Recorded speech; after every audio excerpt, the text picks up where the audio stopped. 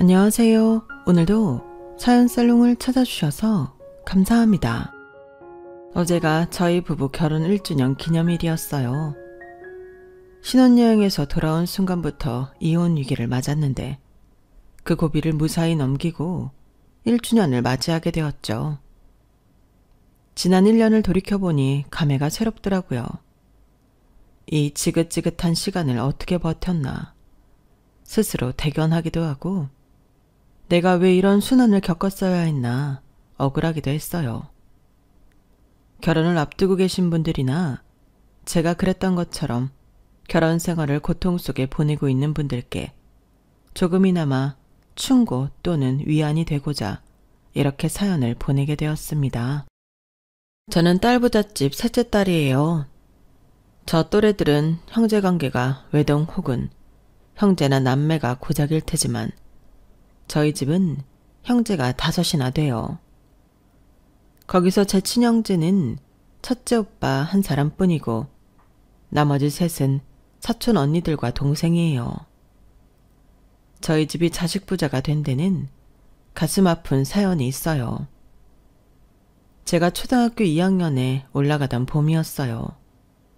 평소처럼 퇴근 후 돌아온 엄마는 주방에서 저녁 준비를 하셨고 오빠는 엄마를 도와 상추와 깻잎을 씻고 저는 아빠를 도와 식탁에 신문지를 펴고 숟가락과 젓가락을 놓고 있었어요. 그날 저희 집 저녁 메뉴가 삼겹살 구이였거든요. 아빠는 며칠 전부터 삼겹살이 그렇게 땡겼다며 들뜬 마음에 콧노래까지 흥얼거리셨죠. 그런데 그때 아빠 휴대폰으로 전화가 온 거예요. 전화를 받던 아빠는 오른손에 들고 있던 젓가락을 떨어뜨리셨어요. 그리고는 참담한 표정으로 베란다로 나가 통화를 하셨고 통화를 마친 후에는 울먹이는 목소리로 그러셨죠. 형이랑 형수가 교통사고로 세상을 떠났대. 방금 전까지만 해도 화기애애했던 집안 분위기는 한순간에 초상집 분위기로 변해버렸어요. 그렇게 고대하던 삼겹살은 불판에 올라가지도 못한 채 우리 가족은 큰아빠와 큰엄마가 계신 병원으로 달려갔어요. 병원에 가보니 사촌 언니들과 막내 동생이 눈물이 범벅이 된 채 경찰 아저씨랑 함께 있더라고요. 동생들을 챙기느라 눈물을 꾹 참고 있던 사촌 언니는 저희 가족을 보자 참았던 눈물을 터뜨렸어요. 작은 아빠, 엄마랑 아빠가 차마 말을 끝맺지도 못한 채 울먹이는 언니를 아빠는 꼭 안아주었어요. 그리고는 다 괜찮아질 거라고 언니를 안심시키려 하셨죠. 엄마는 저희 남매와 사촌 언니와 동생을 데리고 계셨고 아빠는 경찰과 함께 자리를 떠나셨어요. 그리고 정신없이 이어진 장례식으로 모두 다 기운이 쭉 빠지고 말았어요. 하지만 그때부터 진짜 문제를 처리해야만 했죠. 비록 큰아빠 큰엄마는 세상을 떠나셨지만 한순간에 부모를 잃은 언니들과 동생이 있잖아요. 사촌 큰언니가 고작 중학교 2학년밖에 안 된 데다 작은 언니는 6학년, 동생은 올해 초등학교에 입학한 상태라서 어른 손길이 필요했거든요. 하지만 친할머니는 연세가 많으셔서 요양원에 계신 처지였고 사촌들 외가 쪽도 딱히 도움의 손길을 줄 사람이 없었어요. 아마 아빠는 자신이 조카들을 맡아야 한다는 걸 알고 계셨을 거예요. 하지만 저희 엄마한테 선뜻 말을 꺼내지 못하셨던 거죠. 그걸 누구보다 잘 아는 엄마는 먼저 얘기를 꺼내셨어요. 여보, 애들 우리가 데려오자. 아주버님 사고로 피해자 측에 보상금도 줘야 하고 이런저런 거 다 해결하려면 집도 처분해야 하잖아. 그럼 애들이 갈 곳도 없는데 어쩌겠어.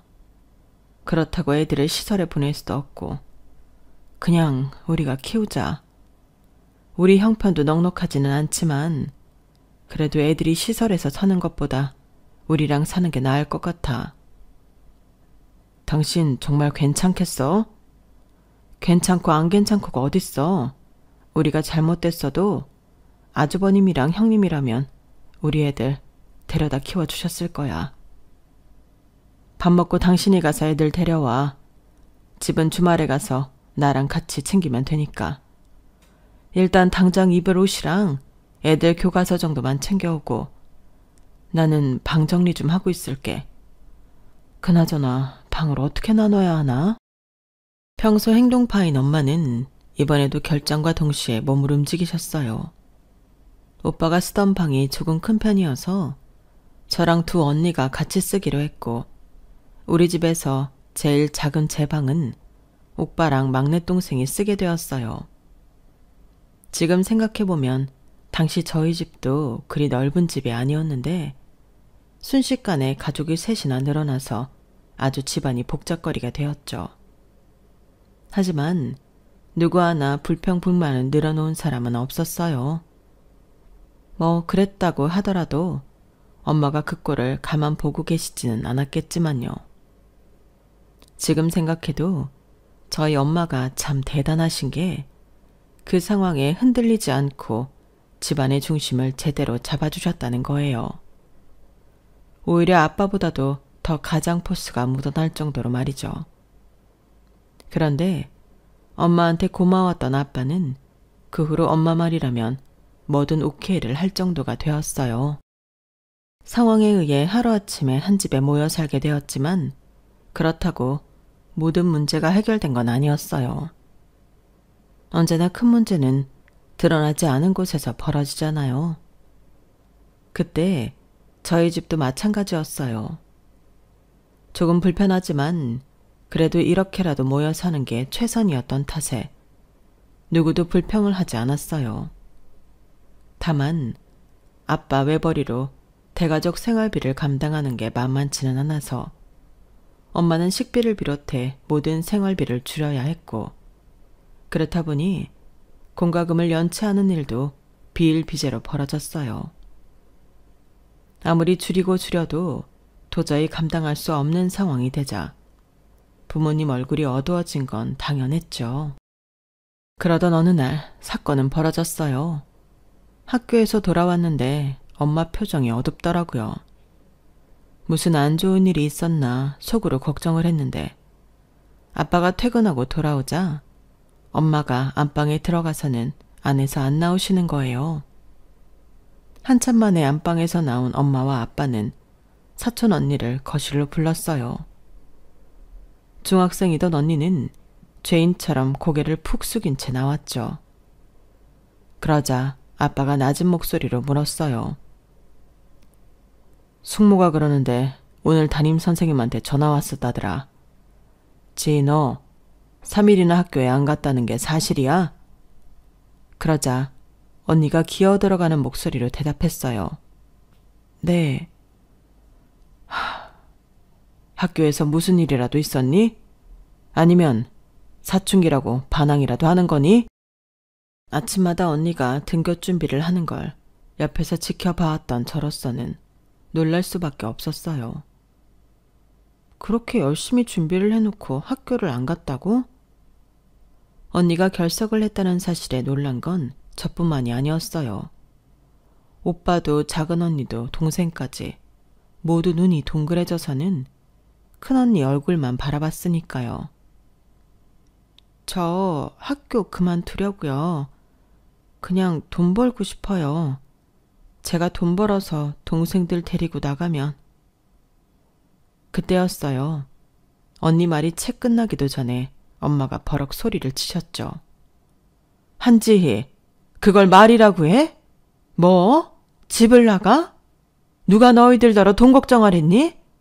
이제 겨우 중학교 2학년밖에 안 된 애가 왜 벌써부터 그런 걱정을 해? 네 눈에는 작은 아빠 작은 엄마가 그렇게 한심하게 보이니? 니들 밥도 굶길 정도로 형편없는 사람들도 보이느냐고. 작은 엄마, 그런 거 아니에요. 전 그저 우리 때문에 작은 아빠랑 작은 엄마가 매일 돈 걱정하시니까 죄송해서 그런 거예요. 우리만 없었으면 그런 걱정 안 해도 되고 주혁이랑 주미도 우리랑 방 같이 쓰느라 고생 안 해도 되니까요. 언니는 말을 끝맺기도 전부터 눈물을 흘렸어요. 그 바람에 작은 언니랑 동생까지도 울먹이기 시작했어요. 그러자 엄마가 언니를 끌어안으시며 그러셨죠. 지희야, 우린 한 가족이야. 이제 너희들 모두 작은아빠, 작은엄마 자식이라고. 돈 문제는 부모가 걱정할 일이지 아이들이 걱정할 일은 아니야. 에휴, 어린 게 속이 깊어서 벌써부터 그런 걱정을 다 했구나. 미안해. 우리가 니들 걱정 안 하게 잘했어야 했는데 먼저 처리할 것들이 많아서 신경을 못 썼어. 그래서 말인데 기왕 이렇게 된 거 너희들 앞에서 말해야겠다. 엄마는 다음 주부터 일을 시작하게 됐다며 앞으로는 집안 청소랑 빨래도 그렇고 온 식구가 합심해서 해결해야 한다고 하셨어요. 지희가 첫째니까 동생들 데리고 작은엄마 좀 도와줘야 해. 지희 도움 없이는 작은엄마가 밖에서 마음 편히 일할 수가 없거든. 어때? 도와줄 수 있겠니? 네, 그럴게요. 그렇게 엄마는 그동안 오빠와 저를 키우며 살림을 하느라 그만뒀던 일을 다시 시작하셨어요. 아무래도 아직 아이들이 어려서 긴 시간 일을 할 수 없는 탓에 정직원이 아닌 파트타임이었죠. 친구분이 하는 건축 사무실에서 3D 작업을 하셨어요. 원래 엄마가 학원에서 마야 프로그램을 가르치던 강사였기 때문에 모처럼 자신의 능력을 발휘할 수 있었어요. 엄마가 다시 일을 하고부터는 확실히 집안 형편이 나아졌어요. 일단 상에 오르는 반찬이 많이 달라졌고 한동안 꿈도 못 꾸던 외식도 종종 할 수 있었어요. 대신 엄마가 집을 비우는 시간이 많아졌기 때문에 우리는 엄마가 하시던 집안일을 분담해서 돕기 시작했어요. 청소기도 돌리고 세탁기도 돌리고 빨래를 널고 개는 것까지 큰언니의 지시하에 일사불란하게 움직였죠. 어린 저로서는 그것도 하나의 놀이처럼 느껴져서 힘들다거나 귀찮다는 생각보다는 그저 다 같이 하니까 재미있었어요. 형제가 많다는 건 나눠 가져야 하는 게 많아서 때론 아쉬움이 있긴 하지만 공동체 의식도 느껴지고 외로울 시간이 없다는 게 장점이라면 장점이었어요. 오빠랑 둘이 있을 때는 솔직히 재미는 없었거든요. 아무래도 관심사도 다르고 나이도 4살이나 차이가 나서 정신 연령도 다르니 무슨 말이 통하겠어요. 게다가 오빠는 남자고 저는 여자라서 아무래도 노는 방식도 달랐으니까요. 하지만 언니들이랑 동생이 집에 오고부터는 그간의 아쉬움이 한 방에 날아가 버린 거예요. 싸울 때는 아주 난리도 아니지만요. 그리 넉넉하다고 할 수는 없었지만 그래도 복닥거리며 형제들 틈바구니에서 자라서 그런지 학교에서도 그렇고 직장에 취직을 해서도 그렇고 단체 생활에 적응하는 건 그리 어렵지 않았어요. 어떻게 보면 형제 많은 집에서 자란 덕에 일찌감치 사회력을 기른 거나 마찬가지였죠.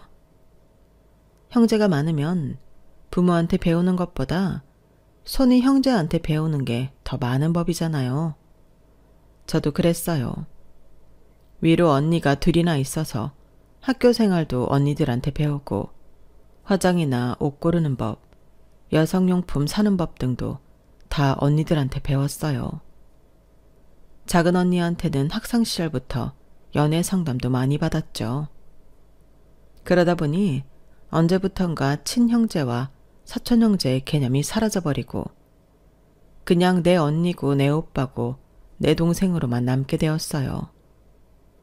큰언니는 간호대를 졸업하고 대학병원에서 간호사 생활을 시작했는데 오빠가 제대 후 복학하면서 집안의 대학생이 저까지 포함해 셋이나 되자 부모님 부담을 덜어드리려고 언니가 제 학비를 대주었어요.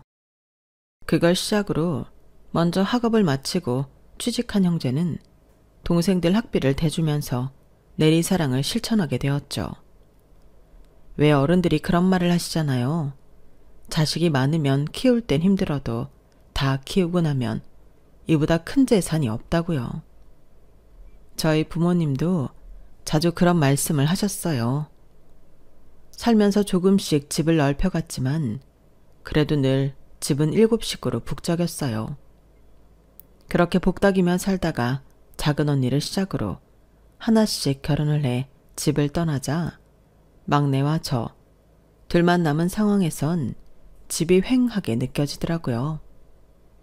큰언니까지 결혼을 하고 집을 떠나자 처음엔 혼자 방을 쓸 수 있다는 기쁨에 살짝 설레기도 했어요. 식구가 많아진 이후로는 혼자 방을 독차지한다는 건 불가능했으니까요. 하지만 그런 기쁨도 얼마 가지 않았어요. 든 자리는 몰라도 난 자리는 크게 느껴진다고 역시나 그렇더라고요. 형제들 빈자리에 대한 허전함 때문이었을까요? 저는 그 무렵 미래의 내 남편이 될 남자와 연애를 시작했어요. 이전에도 연애는 틈틈이 했던 거지만 결혼을 생각할 나이에 시작한 연애는 또 다른 의미가 있었어요. 아무래도 결혼을 염두하고 사귀게 됐으니까요. 마음가짐이 그래서 그런가 연애 감정에 들뜨기보다는 이 사람이랑 통하는 부분이 많은가 그 점에 중점을 두고 관찰하게 되더라고요. 전에는 둘 사이의 감정을 중요하게 생각했다면 이번엔 그 외의 가족에 관해서도 관심을 가지게 되었어요. 남자는 제가 오남매라는 거에 놀라면서도 무척 부러워하더라고요. 제가 혼자다 보니까 형제 많은 친구들이 늘 부러웠어요. 어릴 땐 밖에서 친구들이랑 놀다가 싸우면 친구 형이나 누나가 달려와서 편들어주는데 저는 형제가 없으니 그럴 일이 없잖아요. 그땐 그게 어찌나 서럽던지. 주미 씨는 그런 서러움 안 당해봤죠? 네, 아무래도 형제가 많으니까요.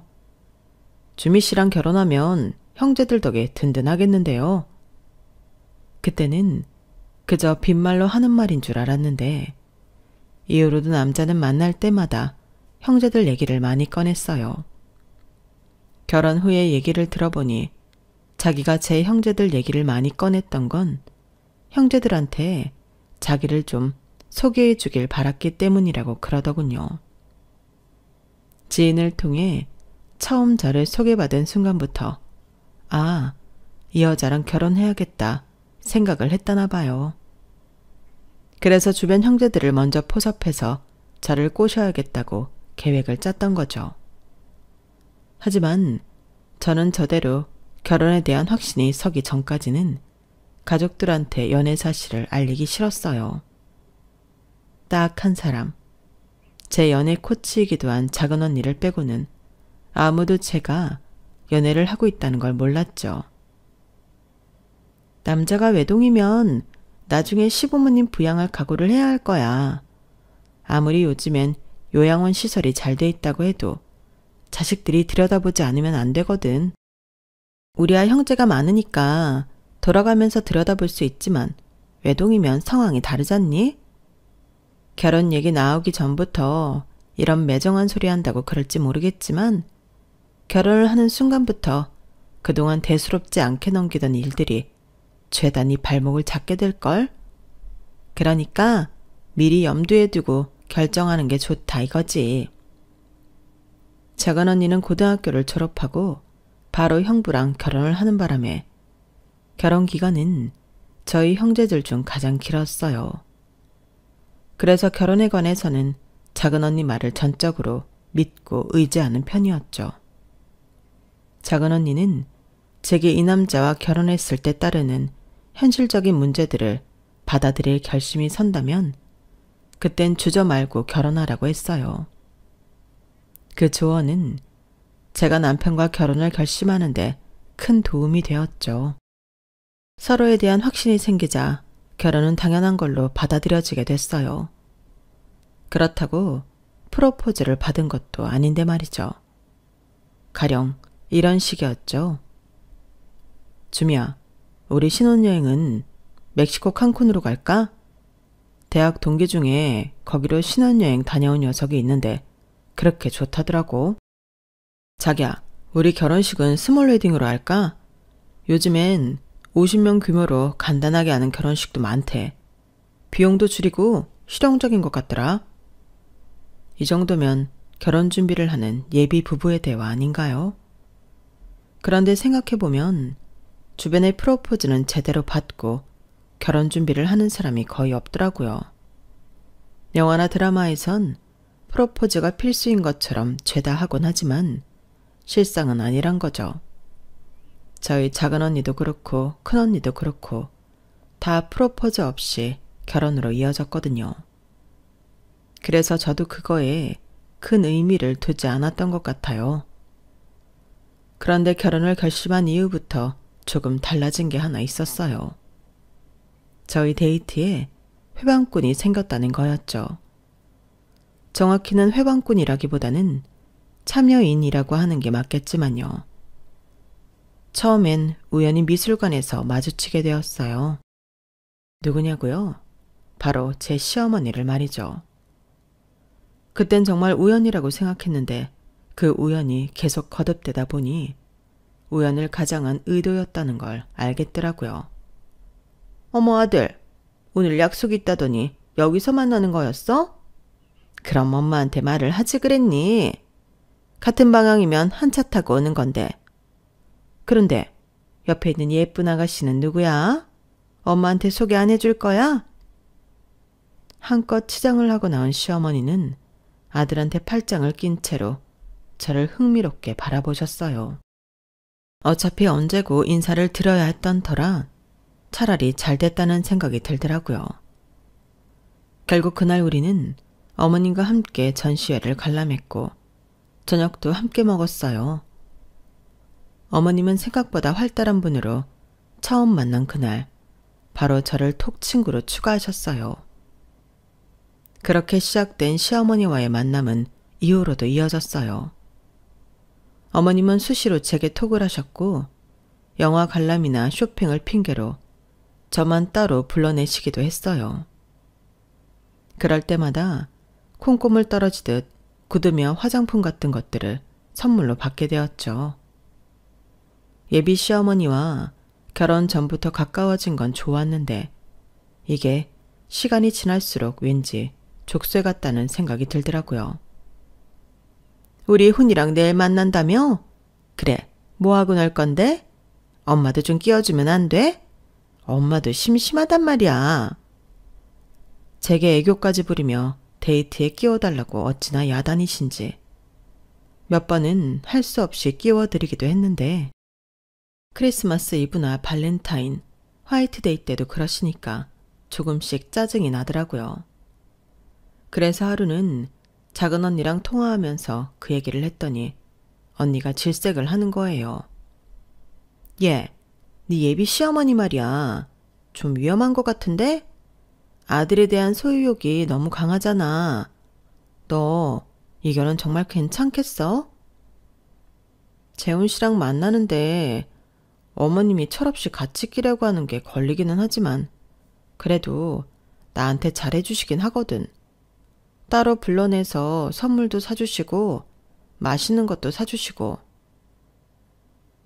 야, 한주미, 내가 보기엔 너도 그게 가벼운 문제가 아니라는 걸 알고 있어. 왠지 알아? 네가 나한테 그 문제를 상의하는 것부터가 너 스스로 그게 거슬렸기 때문이니까. 아들한테 집착하는 시어머니, 이거 그냥 넘길 문제 아니다. 나중에 결혼하고 나서 땅을 치고 후회할 수도 있는 일이라고. 그러니까 잘 생각해보고 결정해. 이 결혼 할 건지 말 건지. 평소와 달리 작은 언니는 좀 과하다 싶을 정도로 강하게 의견을 피력했어요. 언니 말대로 시어머니 행동이 거슬리는 건 사실이에요. 하지만 그때까지만 해도 그 정도가 그리 심해 보이지는 않아서 섣부른 기우가 아닐까 생각했죠. 그러던 어느 날이었어요. 그날도 시어머니랑 뮤지컬을 보러 가기로 해서 외출 준비를 하고 있었죠. 약속 장소로 가기 전에 큰언니가 일하는 병원에 들러야 해서 마음이 급했죠. 사실 뮤지컬 표는 큰언니가 지인한테 받은 건데 언니랑 형부가 시간이 안 된다고 제게 주기로 한 거였거든요.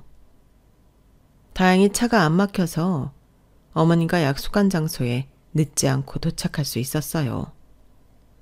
그래도 마음이 급해서 극장으로 허겁지겁 달려들어갔죠.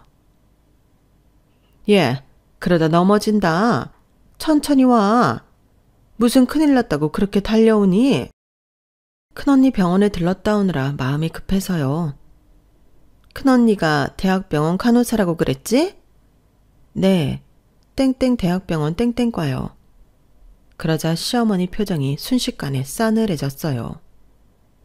불과 몇 초에 불과했지만 그 표정을 본 순간 온몸에 닭살이 돋을 정도로 살벌하더라고요. 하지만 이내 언제 그랬냐는 듯 평소 표정으로 돌아왔고 평소대로 행동하셔서 제가 잘못 본 건가 생각했어요. 그런데 뮤지컬 관람을 마치고 밥을 먹고 차를 마시면서 그러시는 거예요. 예, 우리 훈이도 아니? 네 큰언니가 땡땡 대학병원 간호사인 거? 아, 대학병원 간호사라는 것만 알아요. 그런데 그건 왜요? 아니다. 실은 훈이가 전에 사귀던 여자가 대학병원 간호사였거든. 이건 뭐 내 기우라고 할 수도 있는데 그냥 같은 직종에 있는 사람 얘기를 하면 전에 사귀던 여자 생각이 나지 않을까 해서 말이야. 내 아들이 그럴 리는 없겠지만 그래도 혹시 모르잖니? 그러니까 훈이 앞에서는 가급적 네 언니 직장 얘기는 안 하는 게 좋을 것 같다. 어머, 내가 너무 오지랖인가? 아니에요. 저 생각해서 이런 말씀도 해주시는 거잖아요. 명심하겠습니다. 딱히 공감이 되는 말은 아니었지만 그래도 같은 여자 입장에서 해주신 말이었기에 감사히 받아들였어요. 거기에 다른 의미가 있었다는 건 까맣게 모른 채 말이죠. 그리고 얼마 뒤 저는 혼전 임신을 하게 되었어요. 이미 양가 부모님께 인사까지 드리고 결혼 승낙까지 받은 터라 크게 문제 삼지 않는 분위기였어요. 특히 시댁은 제 남편이 외동이라서 하루빨리 손주가 생기길 바라셨던 터라 혼전 임신을 되려 축하해주는 분위기였어요. 제 임신 소식에 이어 몇 주 뒤 상견례 날이 잡혔어요. 그런데 하필 그날 큰언니는 병원 업무 때문에 참석을 못하게 됐지 뭐예요. 그래서 부모님과 오빠, 작은언니, 그리고 동생만 참석했어요. 그렇다고 해도 딸랑 3명뿐인 시댁에 비하면 2배나 되는 인원이었지만요. 이미 실혼집이며 예식장까지 다 결정지은 상황이라서 상견례에서는 화기애애하게 덕담을 주고받으며 식사를 하는 걸로 끝이 났어요. 그리고 2달 뒤 결혼식을 하게 되었어요. 상견례 때 저희 시부모님과 인사를 못했던 큰언니는 식에 앞서 먼저 인사를 드린다고 신랑 측 대기실로 갔어요. 그런데 잠시 뒤 신부 대기실로 돌아온 큰언니가 사색이 된 얼굴로 저를 붙잡고는 그러는 거예요. 주미야, 너 숨을 몰아쉬며 눈물 그렁한 얼굴로 저를 바라보던 큰언니는 힘겹게 말을 꺼냈어요. 너 이 결혼 꼭 해야겠어? 언니, 그게 무슨 소리야? 결혼식 당일에 그걸 말이라고 해? 너 정말... 내가 그날 어떻게든 왔어야 하는 건데. 주미야, 미안해. 언니가 괜한 걱정 때문에 그랬어. 미안해. 큰언니는 크게 낙담한 사람처럼 미안하다는 말을 하고는 대기실을 나갔어요. 다른 날도 아니고 결혼식 당일에 왜 저러나 야속하기도 했지만 워낙 상황이 급박하게 돌아가는 바람에 안 좋은 감정도 금방 잊고 말았어요. 결혼식은 별 탈 없이 잘 진행되었고 남편과 저는 작은 형부 차를 타고 공항으로 갔어요. 그리고 6박 7일간의 신혼여행을 마치고 한국으로 돌아왔죠. 먼저 친정에 들러서 인사를 드리고 이바지 음식을 챙겨 시댁으로 향했어요. 세상에, 요즘엔 이바지 음식 안 하는 집들도 많다는데 힘들게 뭐 이런 걸 준비해왔니? 남튼 잘 먹으마. 그래, 오늘은 여기서 자고 갈 거니? 그러자 남편이 끼어들었어요. 아니요, 집으로 가야죠. 피곤해서 씻고 바로 자려고요. 주미가 홀몸도 아니라서 많이 피곤할 거예요. 시어머니는 못내 아쉬워하셨지만 그땐 너무 피곤해서 어머님 기분을 따라드릴 처지가 아니었어요. 그래서 우리 신혼집으로 왔는데 세상에, 현관문을 열자마자 순간 집을 잘못 찾아왔나 했지 뭐예요. 현관부터 시작해서 벽에 걸린 액자, 주방 기구며 소파까지 처음 보는 것들로 채워져 있었어요. 안방 침대와 화장대까지 전부 말이죠. 자기야, 이게 어떻게 된 거야? 여기 우리 집 맞아? 이상하네. 호수도 맞고 번호키까지 맞는데 이게 왜 이렇게 된 거지? 혼수를 제가 언니들이랑 동생과 함께 발품 팔아가며 준비한 거라서 내가 잘못 알 리는 없었어요. 무엇보다 전체적인 집안 분위기가 너무 올드한 게 이건 다른 사람 손을 탄 게 확실했어요. 우리 신혼집 비밀번호를 아는 사람은 저희 언니들과 동생, 그리고 시어머니 뿐이었어요. 저도 몰래 이런 짓을 할 사람이라면 시어머니 한 사람뿐이다 싶었죠. 그래서 남편한테 시댁에 전화를 해보라고 했어요. 아무래도 어머님이 이러신 것 같다고요. 남편은 설마 어머니가 이런 쓸데없는 짓을 왜 하겠냐며 어머님께 전화를 했는데 이제 봤니? 어때? 우리 아들 마음에 쏙 들지? 엄마가 아들 취향을 누구보다 잘 알잖니. 저대 있던 건 너무 여자애들 것 같아서 좀 그렇더라고. 아니 엄마, 그래도 그렇지 주인도 없는 집에 들어와서 살림을 죄다 바꿔놓으면 어떡해요. 연락이라도 해주던가. 아니, 그것보다 우리 살 집을 왜 엄마가 꾸며요?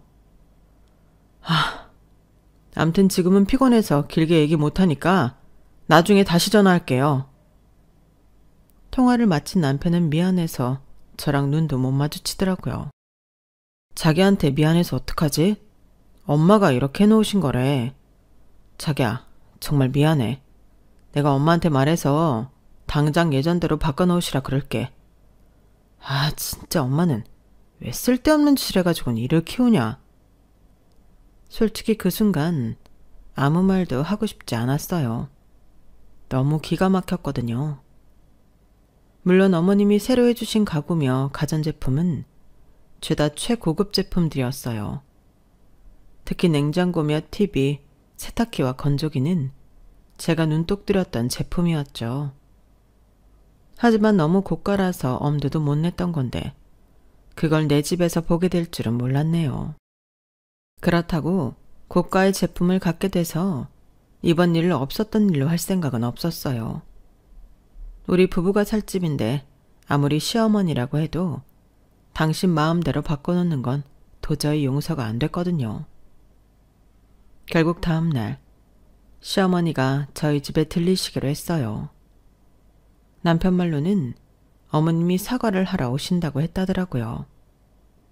그런데 문제는 그날 남편은 출근하는 날이라서 집에 저 혼자 있다는 거였죠. 아무래도 이번 일로 껄끄러운 말이 오갈 게 뻔한데 남편도 없이 저 혼자 있다는 게 걸렸어요.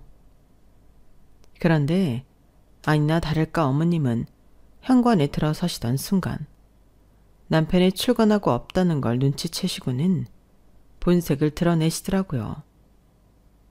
마치 자기 집에 들어온 사람처럼 소파로 가서 척 앉으시더니 그러는 거예요. 뭐가 어떻다고 그 난리를 치는 건지 모르겠구나.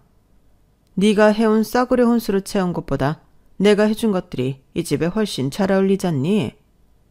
너도 눈이 달렸으니 보일 거 아니야. 어머니, 그래도 이건 아니죠. 혼수를 채우기 전도 아니고 이미 다 채운 상태인데 이제 와서 이러신 이유를 모르겠어요. 이유? 너 정말 그걸 몰라서 묻니? 네가 고른 혼수가 너무 수준 미달이라서 그런다. 내가 어떻게 키운 아들인데 그런 쓰레기 같은 걸 쓰고 살게 해? 넌 네 친정에서 애미애비도 없는 고아들이랑 엉켜 살아서 시궁창에서도 잘 살지 모르겠다만 내 아들은 다르다.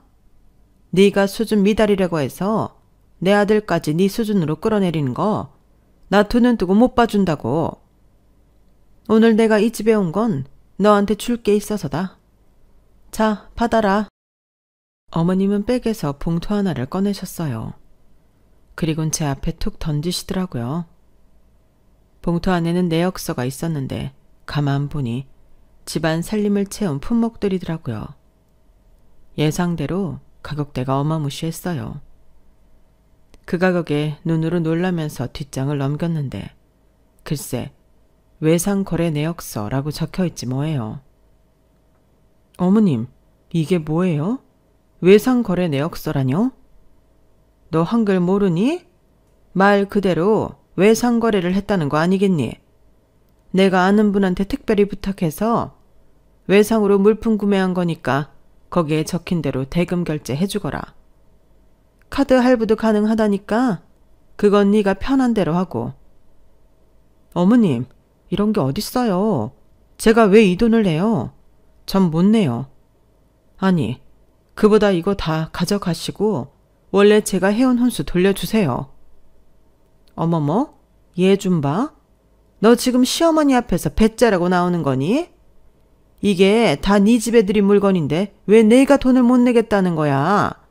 네가 안 내면 이걸 누가 내? 당연히 어머님이 내셔야죠. 우리가 원해서 바꾼 거 아니잖아요. 어머니 마음대로 바꿔놓으신 거잖아요. 그래놓곤 왜 저한테 뒤집어 씌우시냐고요. 한참을 목이 피 때까지 세워가며 시어머니와 대화를 했지만 결론은 나지 않았어요. 그렇게 실랑이를 하다가 어머님은 이달 말까지 처리하라며 화를 내고 가셨고 저는 남편한테 전화를 했어요. 하지만 신혼여행 때문에 휴가를 쓴 탓에 한창 일이 밀려 있어서 길게 통화를 할 수 없는 상황이더라고요.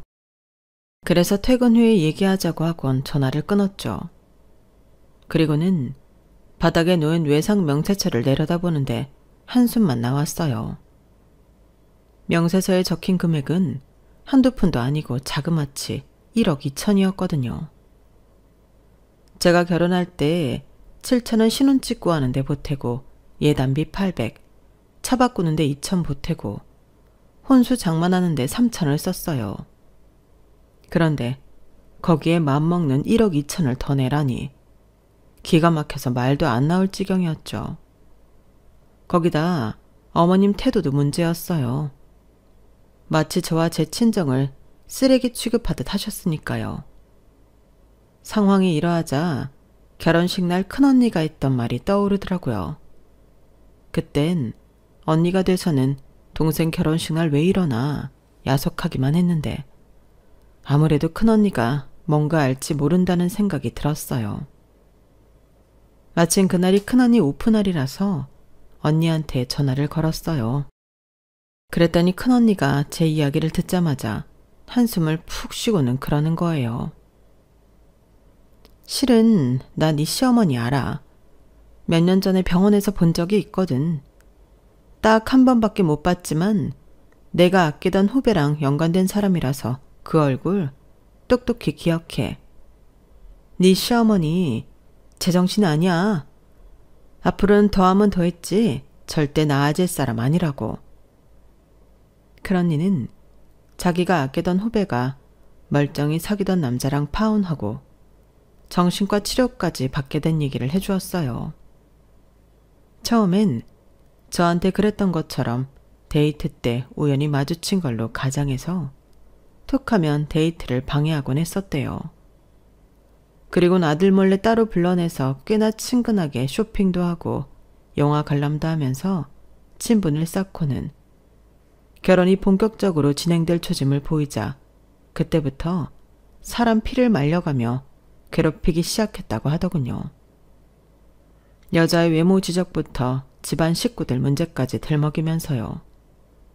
거기다 업체에 의뢰해서 알아냈는지 여자의 전 남자친구들까지 이용해서 한 사람을 정신 이상자처럼 몰아세우는데 결국 언니의 후배는 병원 일도 그만두고 정신과 치료를 받게 되었다고 했어요. 언니가 제 시어머니를 본 건 후배가 병원을 그만두기 전날이었어요. 시어머니가 사람들 앞에서 언니 후배를 마치 불륜녀인 것처럼 매도하며 욕설을 퍼붓는 걸 본 거죠. 그때 네 시어머니 눈빛을 보니까 온전한 정신이 아닌 것 같더라. 아들에 대한 집착도 강하고 무엇보다 아들 옆에 있는 여자에 대한 증오심이 너무 커 보였어. 그런데 그런 사람이 내 동생 시어머니라니. 생각 같아선 그날 결혼식장에서 널 데리고 나오고 싶더라. 너 정말 이 결혼 이어갈 수 있겠니? 네 시어머니 밑에서 참고 살 수 있겠냐고. 지금이라도 안 늦었어. 그깟 이혼 생각하기에 따라선 별것 아니라고. 큰 언니는 자기가 아끼던 후배가 그랬듯이 제가 앞으로 더 큰 일을 당하게 될까봐 엄청 걱정을 했어요. 하지만 저는 언니랑 생각이 달랐죠. 잘못된 부분이 있다면 그걸 도려내는 게 맞다고 생각했거든요. 그래서 저 나름대로 대책을 마련해서 그 주 주말 남편과 함께 시댁으로 찾아갔어요. 그리곤 아버님 앞에 외상 명세서를 꺼내놓곤 대신 처리해 주십사 말씀드렸어요. 그러자 어머님이 억울하다는 듯 눈물까지 뚝뚝 흘리며 연기를 하시지 뭐예요. 야, 너 또 왜 이러니? 너 왜 자꾸 이랬다 저랬다? 그럴래? 나한테 그날 뭐라 그랬니? 가전제품도 그렇고 가구도 그렇고 너무 갖고 싶었던 거라고 고맙다고 그러지 않았어. 내가 돈 내겠다고 하는 것도 네가 싫다고 명세서까지 챙긴 거잖니. 그래놓고 어쩜 사람을 이렇게 모함할 수가 있니? 여보, 나 정말 억울해요. 아들, 엄마가 너무 억울해. 네 처 임신 때문에 호르몬이 불균형해서 그런가? 아무래도 정신이 온전치 않은 것 같구나. 그 말에 헛웃음이 났어요. 아, 지금까지 제 남편 옆에 있던 여자들한테 어머님이 이렇게 해오셨구나 하는 생각이 들더라고요. 어머님, 저 멀쩡해요. 이상한 건 어머님이시죠. 그리고 그걸 증명할 방법도 있고요. 어머머, 얘 말하는 것 좀 봐. 여보, 내가 며느리한테 이런 꼴을 당해야겠어요? 당신이 따끔하게 한마디 해주세요. 어머님은 울먹이며 아버님 팔에 매달렸고 그 사이 저는 가방에서 몰카 렌즈를 꺼내 아버님께 내밀었어요. 어머님이 저희 집에 몰카까지 설치하셨더라고요. 모르긴 해도 어머님 휴대폰에 그 앱이 설치돼 있을 거예요. 자기야, 어머님 휴대폰 좀 봐줄래? 그 말이 떨어지자마자 남편은 어머님 휴대폰을 집어들었어요. 그러자 어머님이 기겁을 하며 제 남편 팔을 잡더군요. 아들, 그거 당장 내놔. 어서! 방금 전까지 울고불고 세상 억울한 척을 다 하던 어머님은 표정까지 싹 바뀌어서는 표독스럽게 아들 팔을 잡고 늘어졌어요. 하지만 30대 건장한 아들의 힘을 당해내지는 못하셨죠. 남편은 어머님 휴대폰을 켜서 앱을 찾아냈고 거기에 보관된 파일 하나를 재생했어요. 거기엔 며칠 전 저희 집에 찾아와 제게 퍼부었던 말이 고스란히 들어있었죠. 이래도 발뺌하시겠어요? 그리고 어머님, 아무리 부모 자식간이라고 해도 몰카를 설치하는 건 불법이에요. 심지어 저희 집 안방이랑 욕실에까지 설치하셨더라고요. 도대체 왜 그러신 거예요? 말씀 좀 해보세요. 내가 설치했다는 증거 있니? 증거 있냐고? 어머님, 제가 어머님이 몰카 설치한 걸 어떻게 알았을 것 같으세요? 진이영 씨 아시죠? 이랑 몇 년 전에 사귀던 간호사분이요. 저 그분 만났어요. 저희 언니가 아끼던 후배였거든요. 진희영 씨가 그러더라고요. 분명히 아무한테 말한 적 없는 사실인데 기가 막히게도 어머님이 다 알고 계시더라고요. 자긴 말한 기억이 없는데 어머님은 자기한테 직접 들었다고 하니까 진짜 자기가 미친 게 아닌가 싶더래요. 그래서 정신과 상담도 받고 결국 이랑 파혼까지 했고요. 그런데 헤어지고 나서 이사를 하려다 알게 된 거예요. 이게 다 어머님이 꾸민 짓이란 걸요. 이삿짐 센터 사람이 집안 곳곳에 설치된 몰카를 발견했거든요. 그분이 그랬어요. 집에 가서 몰카 설치된 게 없는지 확인하라고요. 그래서 찾아봤더니 진짜 집안 곳곳에 설치돼 있더라고요. 그런데도 아니라고 하시겠어요? 남편은 이미 저를 통해 상황을 전해 들었던 터라 딱히 놀라지는 않았지만 아버님은 무척이나 충격을 받으신 모양이었어요. 이 와중에도 어머님은 이게 다 제가 꾸민 거짓말이라며 아버님 앞에서 악어의 눈물을 흘리셨죠. 그 일이 있고 얼마 뒤 아버님은 어머님을 병원에 입원시키셨어요. 정신과 상담을 받았는데 상태가 많이 안 좋아서 입원 치료가 불가피했거든요. 아들에 대한 집착과 피해망상, 그 밖에 여러 가지 복합적인 증세가 뒤엉켜서 도저히 평범한 생활이 불가능할 정도였거든요. 그제야 그동안 집에서 일어났던 원인 불명의 이상한 일들이 모두 어머님 짓이었다는 게 하나둘 밝혀지기 시작했어요. 아버님은 이게 다 자신 때문이라고 그러시더군요. 시할머니께서 살아생전에 저희 시어머니를 많이 괴롭히셨는데 아버님은 그걸 알고도 모른 척 하셨대요. 아내와 어머니 사이에서 누구 한 사람 편을 들 수 없으니 차라리 외면하자 싶으셨던 거죠. 그리고 그 상처는 어머님 가슴에 병을 만들어버린 셈이었죠. 어머님이 외상으로 사들인 저희 집 물건은 아버님이 대신 대금을 내주셨어요. 반 정도는 저희가 부담하겠다고 했지만 아버님이 한사코 만류하시더라고요.